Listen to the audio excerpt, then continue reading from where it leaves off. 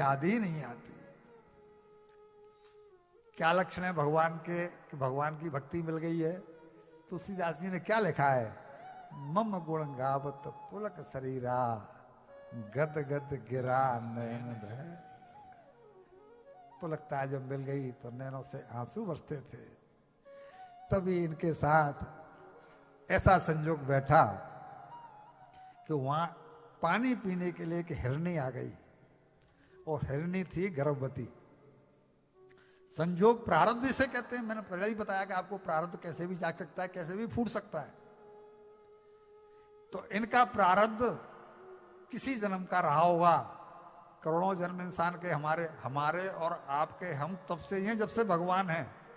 भगवान आदि अनादि हैं, तो हम भी आदि। हमसे गलती वही हो जाती है। एक बात याद आई, बीजापुर में गोलकुंडा है, गोलकुंडा भवन है। प्रभु जी हाथ उठा रहे हैं, इनका समध्यान आए वहां पर। अब ये समध्याने गए होंगे तो देख के आए होंगे। गोलकुंडा भवन, उसमें एक ही दरवाजा है और वो गोल है। तो संजोग से क्या हुआ कि एक आदमी को गोलकुंडा भवन में छोड़ दिया गया। बोला राजा ने, बोला तेरे को 5 गांव इनाम में मिलेंगे, तू इसमें से बाहर निकल के आजा, तुझे 4 घंटे का समय दिया जाता।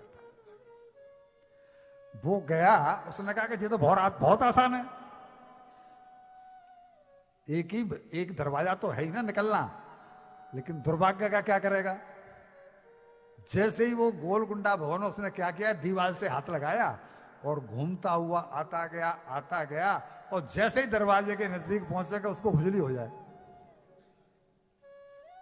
और जिस हाथ को उसने पकड़ा हुआ था उस हाथ से खुजली होने लगी, तब तक दरवाजा पार हो गया। और वो चक्कर लगाता गया, हर बार पहुंचे और खुजली हो जाए। हम भी गोलकुंडा के भवन में फंसे हुए हैं। जैसे ही मन करता है, घर में कोई खुशी का अवसर आ जाता है, बोला ये बहू का इस काम को भी निपटा के, अब इस बेटे का इस काम को भी, इस फैक्ट्री का भी उद्घाटन करके ही चलेंगे, इस काम को भी निपटा के चलेंगे। उसी समय खुजली होती है जिस समय के मन निकलने का, और कभी भी दरवाजा मिलता ही। इनका दुर्भाग्य आड़े आया, और जैसे ही उस हिरनी ने पानी पीना चाहा, वो शेर कहीं से आवाज, शेर कहीं से धाड़ा। वो धाड़ा तो दूर, लेकिन हिरनी को लगा के शेर मुझे खाने के लिए आ रहा है। गर्भवती थी, और उसने नदी पार करने के लिए जैसे ही छलांग लगाई, डर और श्रम नदी को पार करने में उसका गर्भपात हो गया, और गर्भ गिर गया। गर्भ पानी में गिरा। संत हैं, संत हृदय नवनीत समाना। संत ने देखा कि इसका बालक बहता जा रहा है, और उधर वो हिरणी, एक तो श्रम और डर, वो किनारे तो लग गई, पल्ली पार तो हो गई, लेकिन वहां जाके उसके भी प्राण निकल गए।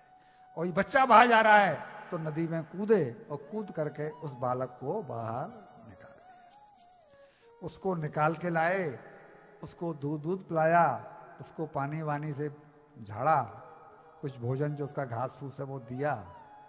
अब यहां पर इनसे भूल क्या हुई? दया तो करनी ही चाहिए, दया बिन संत कसाई। दया तो करनी चाहिए, लेकिन दया अगर आसक्ति में बदल जाएगी तो अपना बनता ढार। इन्होंने क्या किया, उसको लिया।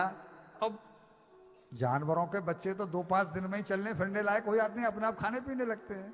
ये भी हिरण का बच्चा भी खाने पीने लगता, लेकिन इन 2-5 दिनों में ये उसके शरीर पर हाथ फिराते, इनको बड़ा सुख मिलता, बड़ा पुरस्कारता।